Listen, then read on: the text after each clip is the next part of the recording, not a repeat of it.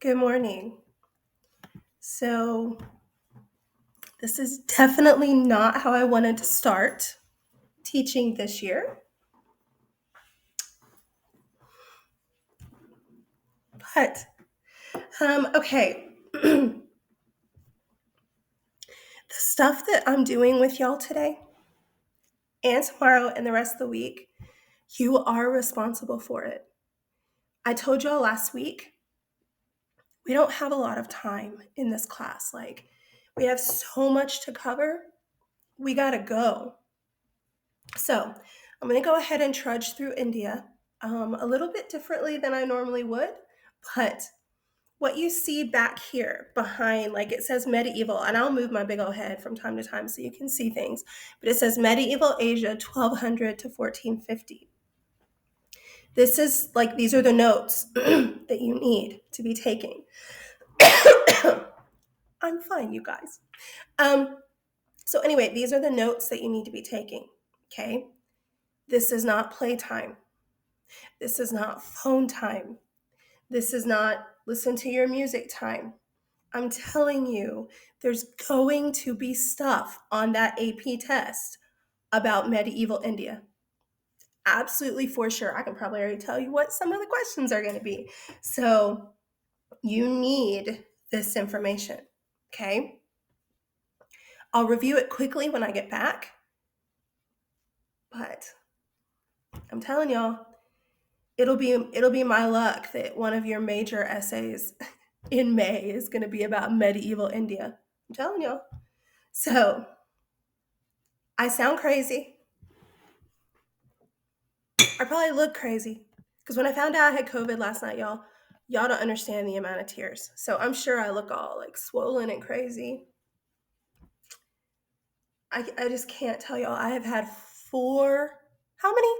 4 years of perfect attendance. And now this. So I look all crazy. I sound all crazy. I'm not really prepared to say I feel good. I have a doctor coming for a home visit later to give me an IV treatment. I'm fine, but it's just what they do. So that's my life this week. Your life this week is to take notes. Yes, I know it's not fun. I have my timer set so that we don't go too long, okay? And let's go. So if you haven't yet, you need to get out paper.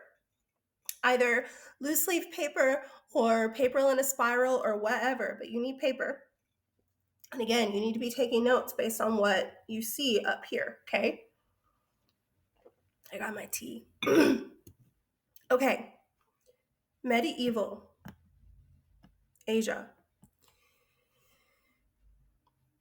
The word is medieval. It's not medieval. It's actually two words put together. Medi is like Old English for middle. Eval, E-V-A-L, is time. Medieval. It's not medieval. Medieval. We say things right in here. Just like you want your name pronounced right, we say things right in this class. So the medieval period is officially like around the year 500 to about 1500. As you see, where we start in this class, it's 1200, okay? It's like right in the middle of the Gothic period. That being said, I have to do some like backup to previous to the year 1200, or you're going to be like, what? You can't just start class in the middle. You can't just, it doesn't make sense. So we will do a little bit of like backup and then bring ourselves up to 1200, okay?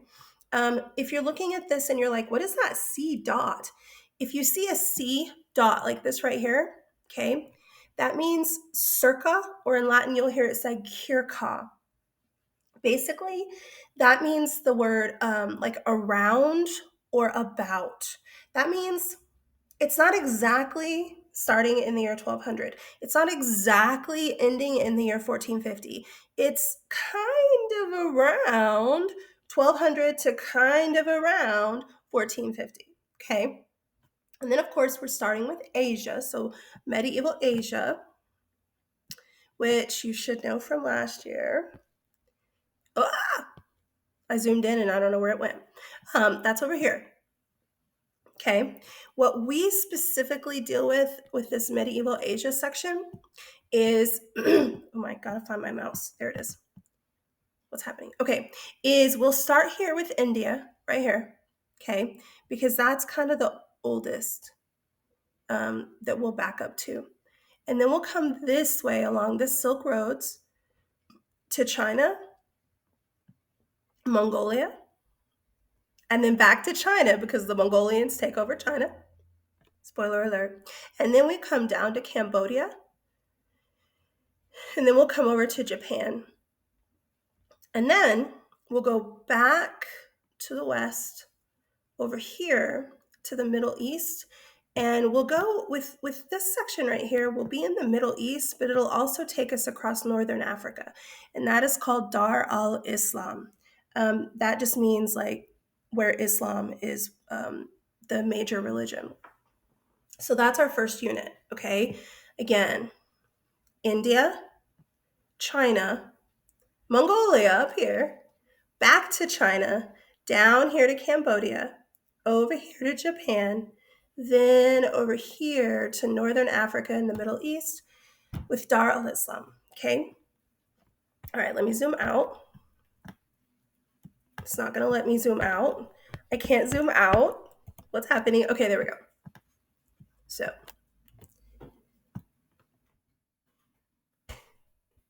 you guys, I haven't done this in a long time. Okay. I thought I was done with online teaching. Just kidding, never mind.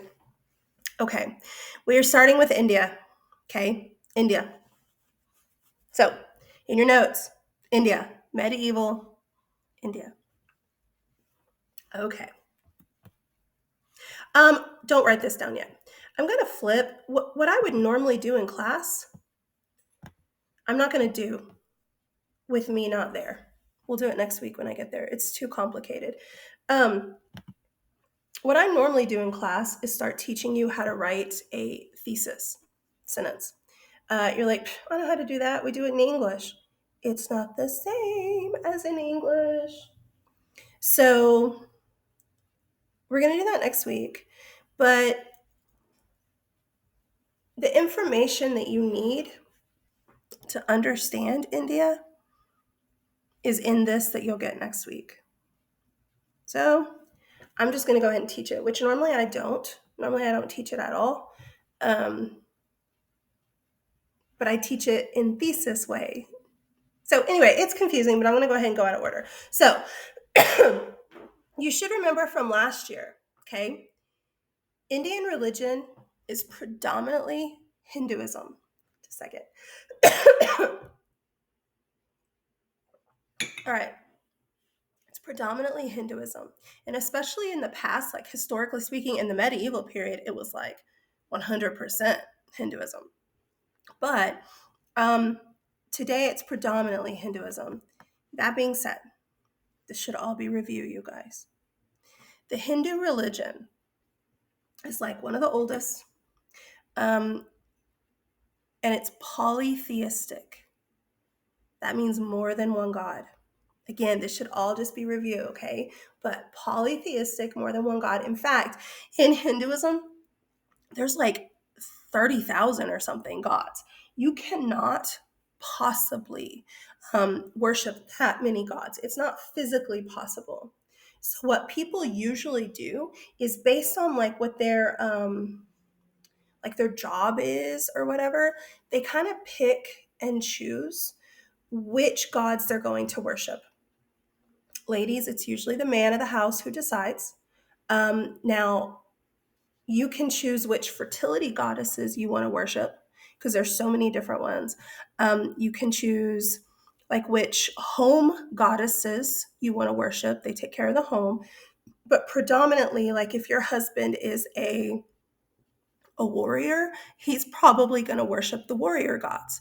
If your husband is a farmer, he's probably going to worship like the agriculture gods, or even the gods who like make it rain, that kind of thing. Okay. So it typically is going to depend. It typically is going to depend on what your family does for a living as to who you worship. However,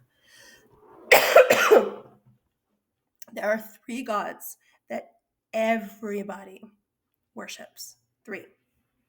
It's called the Trimurti. And you'll see this next week. I was thinking the word was here somewhere, but I guess it isn't. Oh, here it is. I knew I had it on here somewhere. Do you see this right here? You'll see this next week when I get back, because again, we were gonna do this today, but we're not. It's too complicated. The word is Trimurti. Okay. The Trimurti, they are like the top three gods in Hinduism. Okay, let me scoot this. There's a glare on the computer. It's because of the windows. Okay. Hold on a second. Okay. So anyway, it's because, there we go. It's because there are so many gods. Everybody worships these three. Okay. Everybody, no matter what. Here, you have Vishnu. On the left, Vishnu. In the middle, you have Brahma. That's Brahma. And then on the far right, you have Shiva. Shiva. So we'll start with Brahma in the middle. Brahma is actually the creator god. He's the one who like creates everything. He often has five faces for the like five different what's it called, like emotions and stuff, five different feelings. I know they all look the same, but just go with it. Anyway, Brahma's the creator. It's what he does. He just creates all the time. He just creates. He's constantly creating. He created the universe, he created the other gods, he created every single thing. I'm getting all these work emails. Okay. He created everything. Okay. And that's what he does. So that's what he's still doing right now, according to what Hindus believe. Now, if you believe in Hinduism, cool, then you believe this. If you don't believe in Hinduism, then you're like, that's okay. Guys, we have to talk about like every religion and what the people believe, or you're not going to like understand those people. You have to know the basic ideas of what other people believe. Okay. There's no way you can understand people historically otherwise. I'm going to pause this and reply to these things real fast. Maybe. Okay. I was getting texts about stuff today. So anyway, Brahma constantly is creating. It's just a constant thing with him. All right. It doesn't end. It doesn't stop. He's just creating. That's all he does. Okay. That being said, he also created the other gods. So the other two guys that you see here and every other god, he created them as well. The one on the left over here, his name is Vishnu. Vishnu. Vishnu is the preserver god. The preserver. He's the one who like keeps things going. He's the one who preserves your life by keeping you breathing. He's the one who preserves the earth turning. He keeps it going. He does that by keeping all the other gods in line. If you have the god of the rain, man, he's not making it rain very much. Vishnu's like, hey, shape up, make it rain. So he's the one who keeps things going. Okay. So you have Brahma who creates, and then Vishnu who makes sure that things are still going. Okay. Then you have Shiva. You will see his name spelled different ways. Sometimes it's SHIVA, and sometimes it's just SIVA. But Shiva is interesting because Shiva is the destroyer god, but he doesn't, like, he's not mean or evil destroyer. Like, he's not walking around like, haha, I'm going to destroy these people. It's just what he does. It's his job.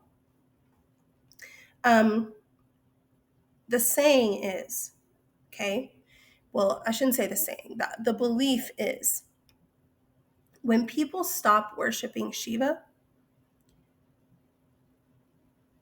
he gets upset. When he gets upset, he's going to destroy the entire world.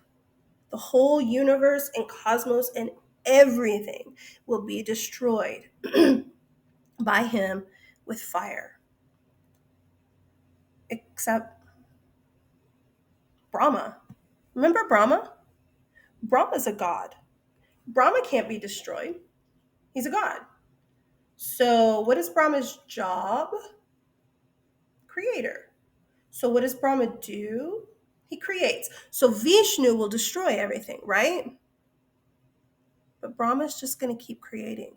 So, it's like, Earth 2.0 or whatever, okay? The basic idea is that these three work together, okay? Um, they also are like symbols of like life, like birth for Brahma, life itself with Vishnu, and then of course death with Shiva. So these are like the hardcore three. Like everybody who is Hindu worships these three. In fact, you know something interesting?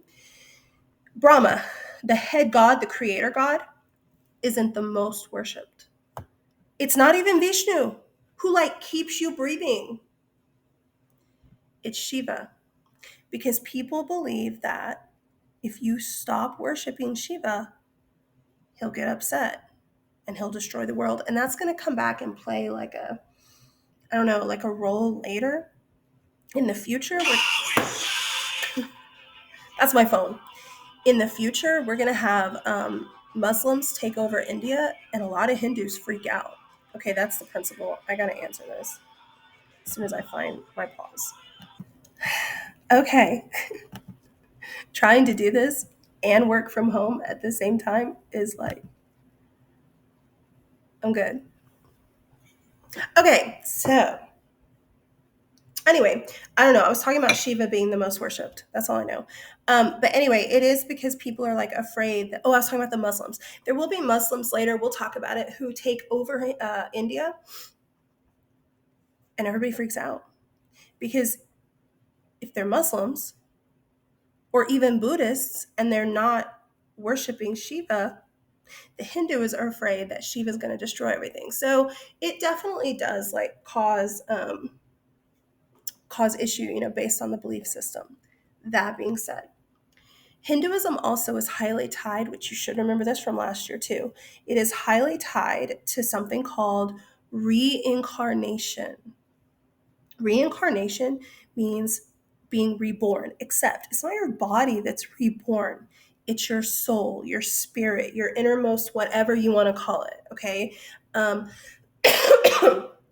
you will get like reborn into a completely different body. You might be a male in your next life or a female. You might be upper class or lower class. It's just, whatever, okay? However, it is based on how you behaved in your previous life. That is called karma. Um, if you have good karma, you are a good person. You followed the things that you're supposed to follow, okay? You worshiped who you were supposed to worship. Then, whenever you die, you're going to get a better life in the next life. If you were a bad person and you did bad things and you had bad karma built up, then in your next life, you're going to go down and have a worse life. Okay? So it's totally dependent on your karma, how you lived Were your actions good or bad? And guys, I know in a lot of the Western beliefs, we're Western, okay? I know in a lot of the Western beliefs, there's this idea of like duality, like people are good and bad. You're not all good, you're not all bad. I understand that. But remember, we're talking about a different belief system. There isn't that belief in Hinduism. There's not the idea of some days you're good, some days you're bad. Mm-mm. It's taking the sum of your actions and saying, okay, is this person good or bad? There is no both. Okay. So when they die, they believe that they will be reincarnated into another body. Okay. Um, but again, if their actions were good and they had good karma, their life will be better. They'll be up a social class. I'll explain that more in a minute, or maybe in the next video tomorrow. If they were bad, then they'll go down a social class and have a rougher, poorer, worse life. Okay? The like goal in Hinduism is to no longer be reborn, to no longer experience reincarnation. There is no concept of like heaven or hell. You don't go to a hell. The idea of hell in Hinduism is having to relive your earthly life thousands of thousands and thousands and thousands and thousands and thousands of years over and over and over again. If you've heard people say, like that person has an old soul, that's kind of what that is. The idea that they have been reborn over and over and over and over and over and over again. To a Hindu, that is like the absolute worst possibility. That is hell. You never experience the ultimate peace of nirvana. That idea is also going to be a Buddhist idea that we'll hit later.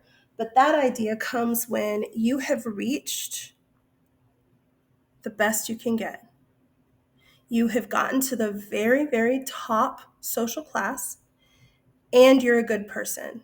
You have good karma. You haven't messed up. You haven't like you're a good, awesome person and you're in the top social class. And like I said, I'll explain that more later. But when you die in that situation, you don't get reborn. Your soul leaves your body and it goes back to Brahma. Remember Brahma down here? Brahma? Yeah. When Brahma creates things with life, he takes a piece of himself. He just pulls a chunk out. Yeah? And he puts it in you. That's what the Hindu believe, that everybody has a piece of Brahma inside of them. That's what they believe the soul is. And they believe that that soul is like yearning, trying to get back to Brahma. Okay, it wants to be back. So, when you are a good person and you have good karma and you die and you're in the top social class, you don't get reborn. Your soul goes and it like it's like a magnet. It's like shoom, back to Brahma. And when you experience that moment where you are back with Brahma, you have ultimate peace, ultimate understanding, ultimate calmness. The idea of nirvana, it's not a place. People here in the West like equate it with heaven often because in the West we tend to be used to the idea of a heaven or hell with westernized religions. But nirvana isn't a place, it's a state of being. It's just ultimate peace. It's ultimate calmness. It's again ultimate understanding, ultimate chill, just because that piece of your soul that was part of Brahma, that wanted to be back to Brahma, has finally gotten there. It's finally gotten what it wanted. And so you have ultimate peace. And kids always ask, so what happens to you? There is no more you. You cease to be. The you, like the soul, the you, is actually part of Brahma in the Hindu religion. So the point is to get back to Brahma. There is no you. That idea of like individualism and stuff that again we see so much in the Western world, it's not in the Eastern world near as much. And so the idea is to get back to Brahma, not to like live forever in an afterlife or something. Okay. So there's a lot more to Hinduism, but this is the big thing that makes up what we need so that we can move forward. Okay. You have the Trimurti, the three main gods, Brahma, who is the creator. You got to know these. Vishnu, who is the preserver. And then you have Shiva, who is the destroyer. And don't freak out. If you're already freaking out, like, I don't know how to spell these names, you're going to get this paper. You're going to get this. We were going to do it today, but we'll just do it next week. And so this is your notes, all right, for this. But again, I have to explain it or you're going to be like so lost for tomorrow. So I know that you have time. I know that we still have 11 minutes on my thing and you still have time on your thing, but I am not going to start the next concept. So this is the end of Tuesday video. If you did not finish that vocab, you better, because I'm probably going to come up after hours, masked and everything, gloves and everything, okay? Because you know I'm a germaphobe. Yeah, I don't want to get y'all sick, just like I don't want to be sick. So I'm going to probably come up Wednesday, and I'm going to take all of those vocab sheets. So, and then I'm going to go ahead and grade them, and I'm going to go ahead and get them in Skyward. So be sure that if you haven't finished it yet and like you didn't get it turned in, that you do, okay? Because I'm going to get them. Okay. Be good. You know I like to reward. Yes? Be good. And I'm sorry. I'm sorry. I know everybody's like, Charlene, you don't have anything to apologize for. It's COVID. Yeah, but I'm sorry. I feel weak because I caught it. I'm sorry. So I'll see you guys next week. I'm going to make me some more tea and then I'll make the next video. Okay. Be good.